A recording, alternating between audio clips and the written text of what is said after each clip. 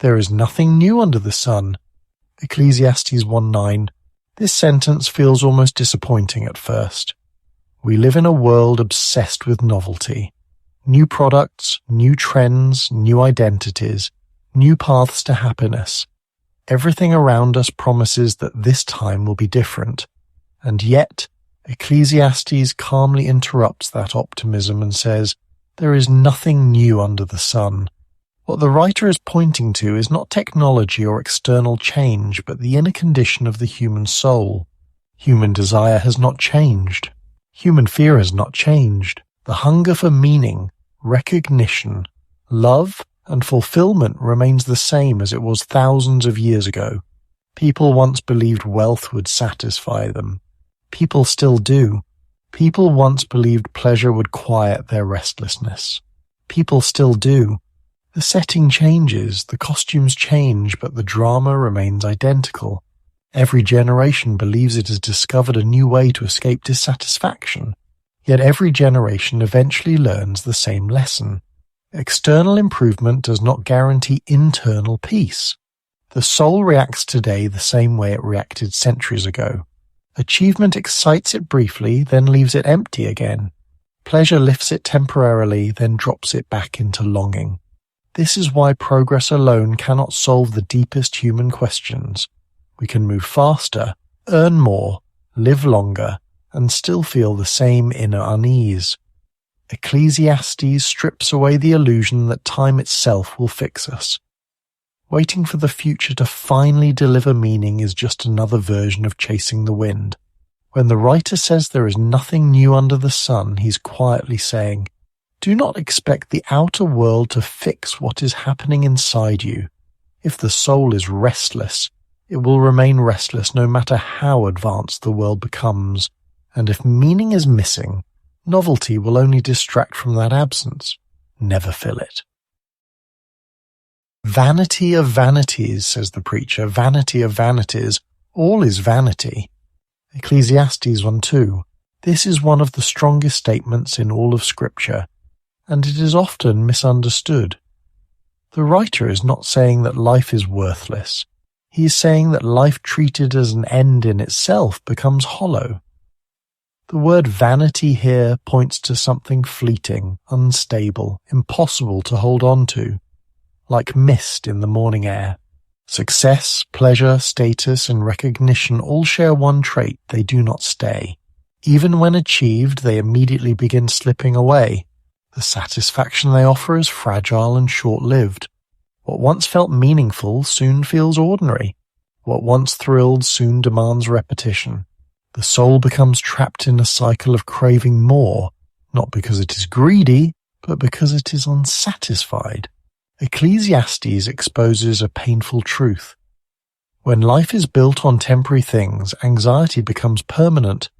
There is always something to lose. There is always another comparison. There is always fear that the peak has already passed. Vanity is not emptiness at the beginning. It is emptiness at the end of the chase. This is why people can appear outwardly successful while feeling inwardly disconnected. Vanity promises fulfillment but delivers distraction. It keeps the soul busy but never at rest. It convinces people to keep moving forward without ever asking whether they are moving in the right direction. The tragedy is not striving itself. The tragedy is striving without a foundation deeper than achievement. When meaning depends entirely on what can be taken away, money, reputation, youth, strength, the soul lives in quiet insecurity. Ecclesiastes does not condemn effort. It warns against building identity on what cannot last. I said in my heart, come now, I will test you with pleasure, enjoy yourself. But behold, this also was vanity. Ecclesiastes 2:1. This confession is especially powerful because it is honest. The writer does not deny pleasure.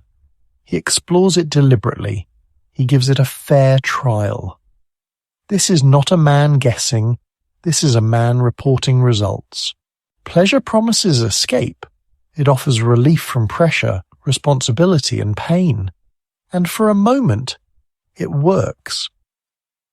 The problem is not that pleasure exists. The problem is that pleasure cannot carry meaning. It cannot answer questions about purpose, suffering, or direction. When pleasure becomes the primary goal, life shrinks instead of expands. The modern world encourages constant enjoyment as a solution to discomfort. But Ecclesiastes shows that pleasure without depth eventually becomes exhausting.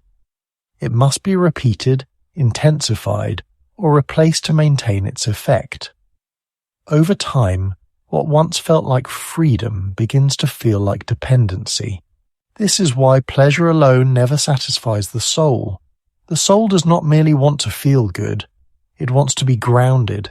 It wants coherence, direction, and significance. Pleasure can numb dissatisfaction, but it cannot resolve it. When the stimulation fades, the same questions return, often louder than before.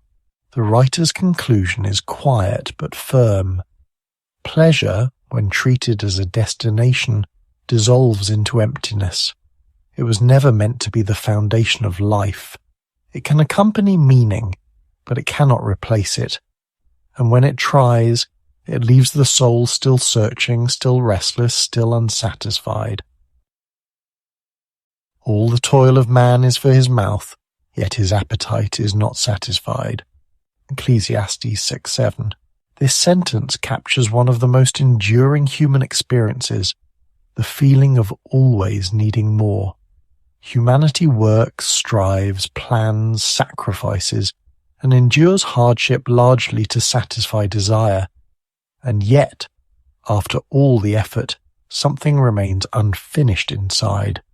The mouth is fed, but the hunger persists. The body may be sustained, but the soul remains restless.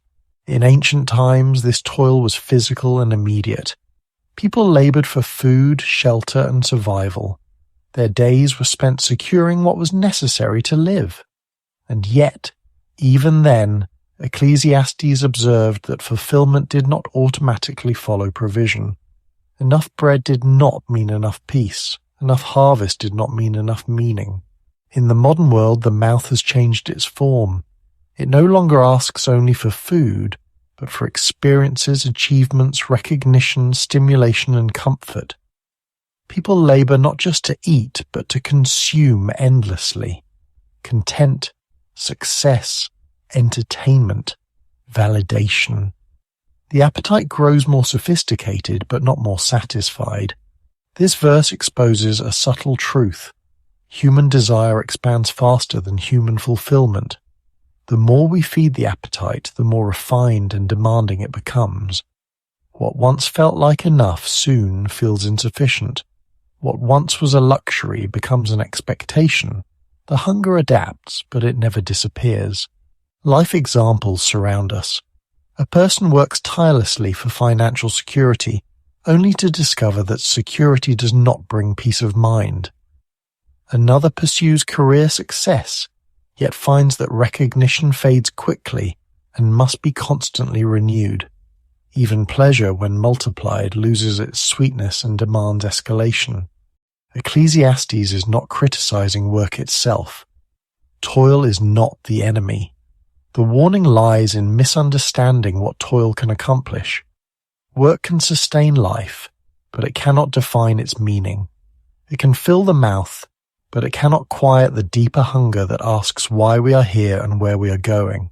The soul remains hungry because it was never meant to be fed only by outcomes. It longs for alignment, not accumulation. It seeks purpose, not consumption.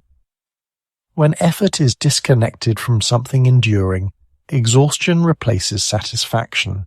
This hunger explains why people can achieve everything they once dreamed of and still feel strangely empty. The appetite they fed was not the deepest one. The labor addressed surface needs, but ignored the question of significance. And so the soul, unfed, continues to ask. In comparison, when people find meaning beyond consumption in service, faith, truth, or belonging, the appetite softens. not because life becomes easier, but because effort gains direction. The soul does not demand constant feeding when it feels anchored. Ecclesiastes does not offer quick solutions here. Instead, it offers clarity. It names the condition honestly. Human effort alone cannot satisfy human longing. Until that truth is faced, the cycle continues. Toil, consumption, dissatisfaction, repeat. The verse stands as a quiet mirror. It asks each listener to consider where their energy is going and what hunger they are truly trying to satisfy. It suggests that the ache within us is not a flaw, but a signal, pointing beyond the mouth, beyond effort, towards something deeper that cannot be earned, consumed, or exhausted. Conclusion. Ecclesiastes reminds us that beneath success, pleasure, and endless striving, the human soul continues to ask deeper questions that achievement alone cannot answer. What appears new is often only a repetition of old pursuits, and what promises fulfillment frequently reveals itself as fleeting and hollow. When life is built solely on control, accomplishment, or consumption, the heart grows tired even as the hands remain busy. True wisdom begins when we recognize the limits of what effort can provide and stop demanding meaning from things that cannot carry it. In this understanding, the soul finds rest, not by grasping more, but by letting go and aligning with what truly endures. If you enjoyed this reflection and these ideas resonate with you, you're very welcome to subscribe for more audiobooks and contemplative content like this. If you have thoughts, questions, or would like to explore other books or themes in this space, feel free to share them in the comments. I do read them. And if this video helped you in any way, a simple like is always appreciated. Thank you for listening.